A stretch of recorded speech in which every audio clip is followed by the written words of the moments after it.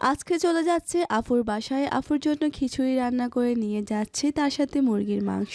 আর আপুর সাথে ওখান থেকে আমরা গিয়েছিলাম জুরাইন। জুরাইন থেকে এসে আমরা চলে এসেছি শনির আকড়া শর্মা কিং এ। সবকিছু নিয়ে থাকছে আজকের ব্লগ। সেদিন দুপুরের জন্য রান্না করতেছিলাম। এখানে আমি চিকেন খিচুড়ি রান্না করতেছি। কয়েক টুকরো চিকেন আমি ছোট ছোট করে কেটে ভালো করে কষিয়ে আমি খিচুড়ি করে নিচ্ছি। তার সাথে আলাদা করে মুরগির মাংস রান্না করতেছিলাম। আজারুল রান্না করতেছিল মুরগির মাংস। তো আমি আজারুলকে বলতেছিলাম যে চলো আজকে আপুর বাসায় যাই। তারপর আজারুল বলল ঠিক আছে, যেহেতু আজকে খিচুড়ি রান্না করেছি তাহলে সবাই মিলে একসাথে বসে খাবো। কিন্তু খাবার তো নিয়ে গিয়েছিলাম, কিন্তু ওরা দুপুরে খাওয়া দাওয়া করে ফেলেছে। তবে খেলেও আমাদের সাথে আবার খেয়েছিল। আমি সেদিন অনেক বেশি অসুস্থ ছিলাম, তারপরেও ভেবেছিলাম বাইরে গেলে আপুদের সাথে গল্প করলে অনেকটাই সুস্থ হয়ে যাব। তার জন্য অসুস্থ শরীর নিয়ে রেডি হয়ে গিয়েছে। আর এখানে আমি সবকিছু বক্স করে নিচ্ছি। সালাদও কেটে নিয়েছি, তার সাথে চিকেন সবকিছু বক্স করে নিয়েছি। লেবু কাটতে ভুলে গিয়েছিলাম, আর এখন লেবুটা কেটে নিচ্ছি। এরপর এই তো আমরা খাওয়া দাওয়া করে ফেলেছিলাম। তারপর সন্ধ্যার পর মনে হলো যে জুরাইন যাই, কিছু দেখি পছন্দ হয় কিনা। আর আপু বাচ্চাদের জন্য কিছু ড্রেস কিনবে, তো আমরা সবাই মিলে চলে যাচ্ছিলাম জুরাইন। তো জুরাইন এসে এখান থেকে আপু কিছু ড্রেস নিয়েছে বাচ্চাদের জন্য। আজহার হলো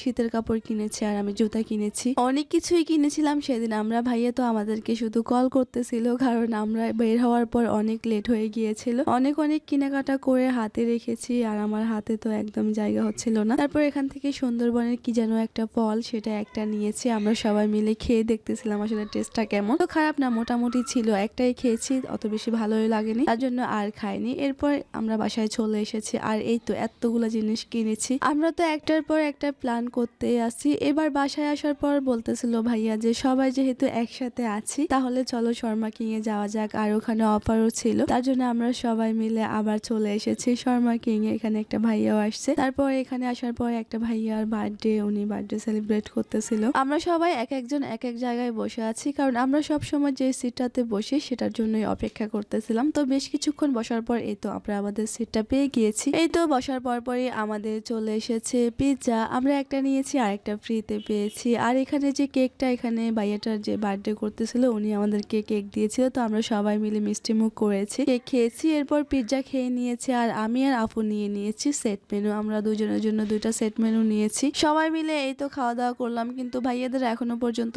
খিদা যায়নি, কারণ ফ্রাইড রাইস এগুলো তো আমরাই খেয়েছি। পরবর্তীতে ওনারা আবারও সেট মেনু অর্ডার করেছে। তারপরে তো অনেক খাওয়া দাওয়া করেছি আমরা। খাওয়া দাওয়া শেষ করে বের হওয়ার পর আপু বলতেছিল যে বুটটা খাবে। তারপর এখান থেকে আমি একটা নিয়েছি, আপুও একটা নিয়েছে। আপু কিন্তু অনেক বেশি পছন্দ এটা, তো আমার অত বেশি ভালো লাগেনি। তারপরে আমারটা আমি আপুকে দিয়ে দিয়েছি। এরপর বাসায় চলে গিয়েছি। আজকে এই পর্যন্ত। সবাই ভালো থাকবেন, নিজের খেয়াল রাখবেন। আল্লাহ হাফেজ, আসসালামু আলাইকুম।